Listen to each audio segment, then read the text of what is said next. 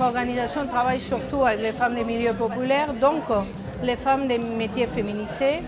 Et dans les métiers féminisés, on trouve surtout des femmes qui travaillent dans l'aide à la personne, dans les nettoyages, dans le commerce, dans les cantines, dans les travails métiers féminisés, c'est aussi tout le travail d'administration, le travail de restauration, etc. Alors, dans ces métiers, notamment dans l'aide à la personne, dans les nettoyages et dans le commerce, il y a de nombreuses petites entreprises.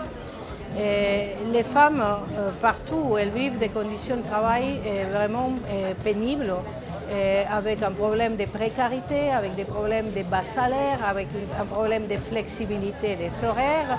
Et surtout, ce n'est pas seulement qu'elles ne connaissent pas leurs droits, mais elles sont victimes d'abus. Parce que c'est dans ces petites entreprises où on ne respecte pas la loi. Et donc, elles ont besoin de se défendre. Parce qu'il y a des abus, on ne leur accorde pas les congés payés, parfois on ne leur paye pas les SMIC, parfois les fiches de paye sont mal faites, parfois elles ne sont même pas déclarées.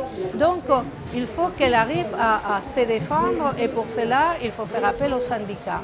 Aujourd'hui est à l'ordre du jour de se syndiquer, de s'organiser pour se défendre.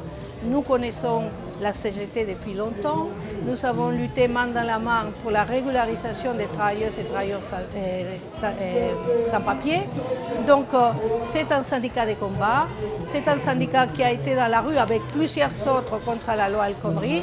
Donc, nous appelons les salariés des petites entreprises à se syndiquer, à voter pour les syndicats de combat.